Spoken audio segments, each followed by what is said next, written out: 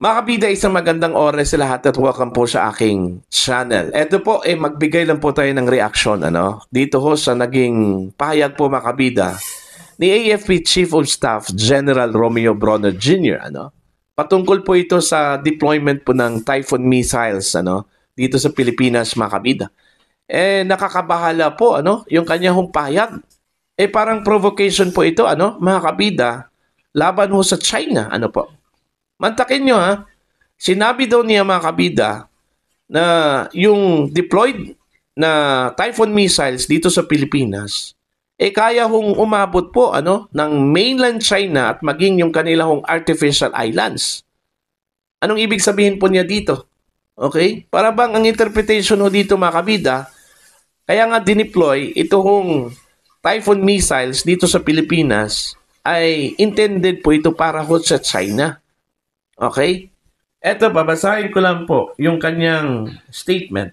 Actually, portion lang po ito, mga kabida, ng kanyang sinabi po, mula sa Daily Tribune. Ang sinabi po niya dito, these are medium-range missiles, meaning that if they are launched, they can reach mainland China and even their artificial islands.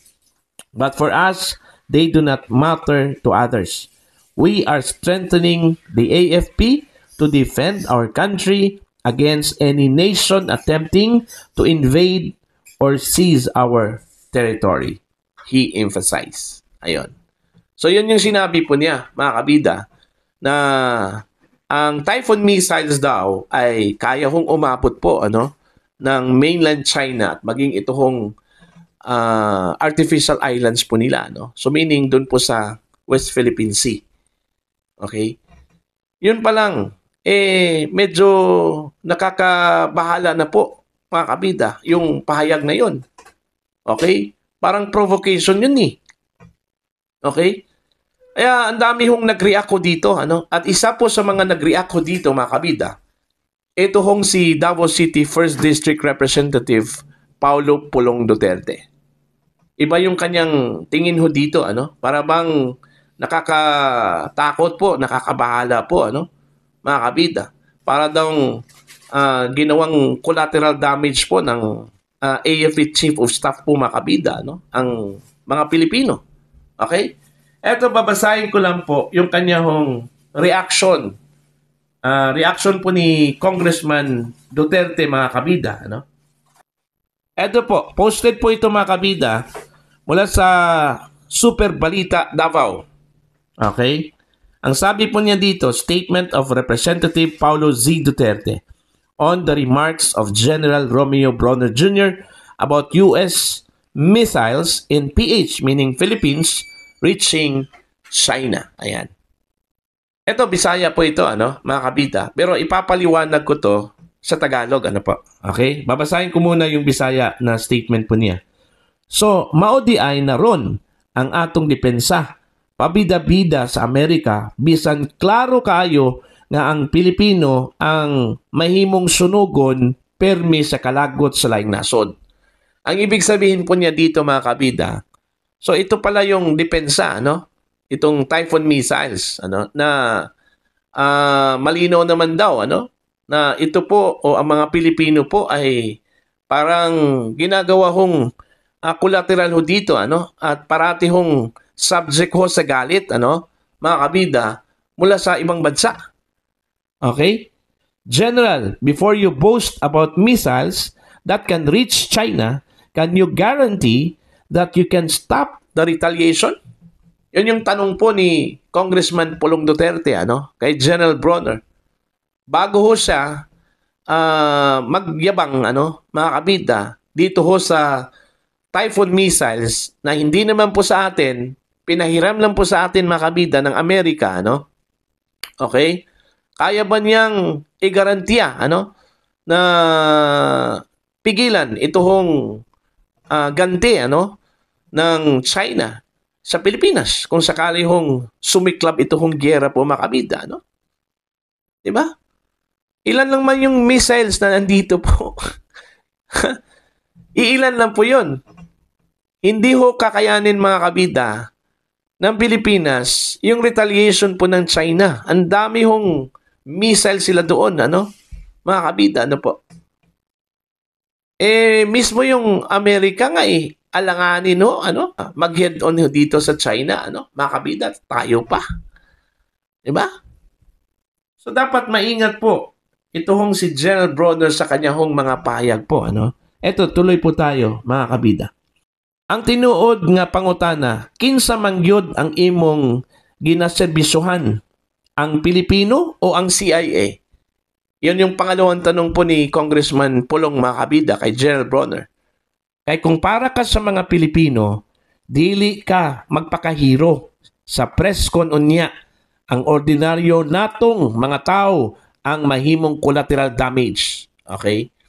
Sino ba talaga ang pinaglilingkuran daw ni General Bronner? Ang mga Pilipino o ang CIA? Kasi kung para daw sa mga Pilipino, ito hong si General Bronner, mga kabida, dapat hindi ho siya magpakabayani sa press conference na ang magiging collateral ho, mga kabida, yung mga Pilipino. Okay? Collateral damage. Alright? Eto, tuloy ho tayo. And while we're on the topic of national security, as lang ko, kita ka ba sa tinuod nga problema sa nasod karon? Corruption sa budget, mga proyekto nga way pulos, o mga pagpangurakot nga walay kahadlok. Okay? Sabi po niya dito, mga kabida, while we are talking about national security here in the Philippines, ang tanong po ni Congressman Pulong, nakikita ho ba ni General Bronner yung totoong problema ho ng bansa, Issue po ng corruption, mga proyekto na walang malinaw po, kung meron bang proyekto talaga, mga kabida, at saka yung pangungurakot po ng ilang mga opisyal po ng gobyerno, mga kabida. Dapat doon ho mag-focus ito hong si General Bronner, hindi ho sa Typhoon missiles, mga kabida.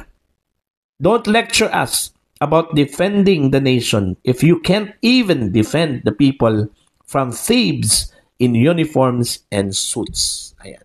Huwag ho niyang lecturean ang mga Pilipino, mga kabida, Kung hindi man lang niya kayang depensahan ang mga Pilipino, laban ho dito sa mga magnanakaw ho, sa gobyerno. Nakasuit pa, mga kabida. Naka-uniform pa. Diba? Oh.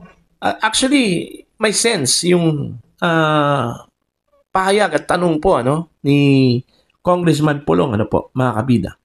Kadtong mga general sa China nga nadakpan ng urakot, firing squad, ilahang ending. Okay? Ang ibig sabihin po, yung mga general doon, sa China, mga kabida, na nahuli, na nangurakot po, pinatay sa pamamagitan po ng firing squad. Pero dito ho sa Pilipinas, okay, din sa Pilipinas, promotion o press briefing pa ang premyo. Okay? Promotion at saka press briefing yung naging reward sa kanila, mga kabida. Pagklaro sa imuhang priorities, General, okay? Linawin mo, General, yung inyong mga priorities po, Okay? The Filipino people do not need someone who is trigger-happy for another country.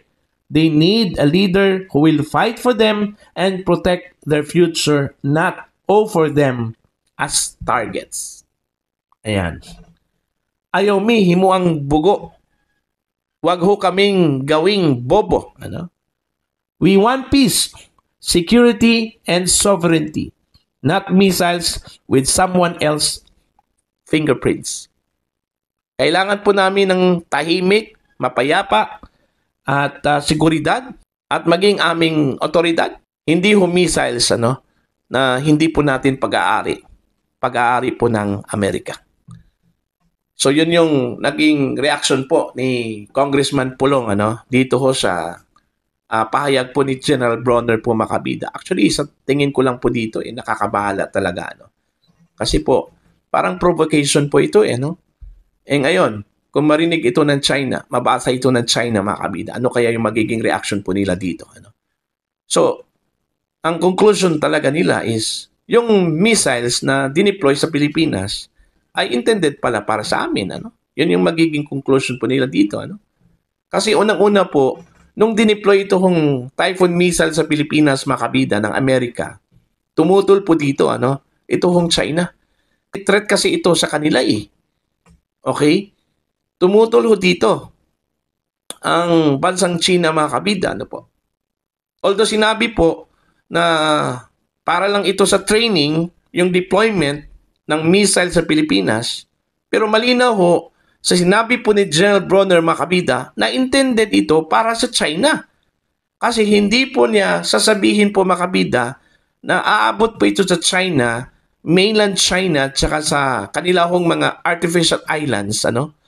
Kung walang intention po, ano, ang Pilipinas na ang deployment po ng Typhoon missile sa Pilipinas is for China. Diba? Ngayon, doon po tayo sa usapin po ng paglusob. Okay? Yung invasion, mga kabida, no? Sa tingin ho ba ninyo, lulusubin ho tayo ng China? Okay? Sa tingin ho ba ninyo, kayang gawin yan ng China sa atin, ano? Mga kabida. So far, wala pa po tayong narinig na naging warmonger, ano? Itong China, mga kabida. Meron po silang sinako po, ano? Na bansa. Okay? Mas kilala pa ito hong Amerika, ano? Na warmonger. Mahilig ho sa giyera, mga kabida. Ang China po ay kilala bilang negosyante, hindi ho warmonger. Nakarinig ba tayo na marami ho silang sinakop na mga bansa, mga kabida? Wala. Okay? Ang narinig ho natin na marami hong sinakop na bansa, ito hong Amerika. Okay? Kaya nga, wag ho tayong masyadong magpasipsip sa Amerika po, ano, mga kabida, na alam naman po natin na ginagamit lang po tayo eh. Okay? Ginagamit lang po tayo dito para ho sa kanilang interes. Yung deployment po ng Typhoon missile sa Pilipinas, alam nyo, mga kabida, ano? Hindi yun interest para sa Pilipinas eh. Interest yun para sa US. Kasi ho, gusto po nilang girahin ang China sa pamagitan ho sa paggamit ho sa Pilipinas. Kasi gusto ho nilang protektahan yung kanilang interest dyan po sa West Philippine Sea.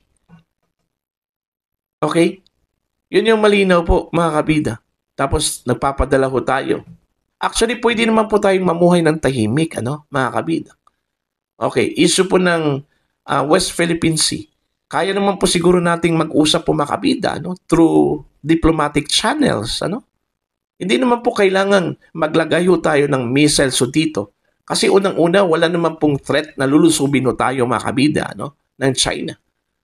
Ang ginawa po ng Pilipinas po, dito ho sa pagpayag, mga kabida, nalagyan ho tayo ng mga armaments ho dito, provocation yun.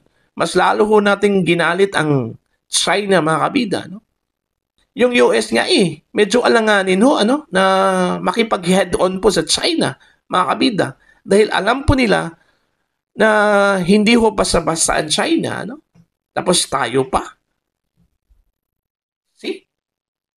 So dapat ho, ito hong si General Bronner, piliin po niya yung mga terms. Mag-isip-isip po siya paminsan-minsan, ano, mga kabida.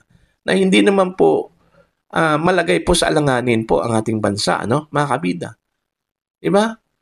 Hindi naman po tayo nagsusulong po ng giyera ho dito, ano? We are peace-loving country. Katahimikan po, kapayapaan ang gusto po ng mga Pilipino, hindi ho giyera, mga kabida. Okay? So para po sa inyo, ano po ang inyong opinion at pananaw ho dito? Please comment down. Sa mga hindi pa po subscriber sa aking channel, please subscribe. Just click the subscribe button, click the notification bell, click all para updated po kayo, mga kabida, sa aking mga uploads. Maraming salamat po sa inyo lahat.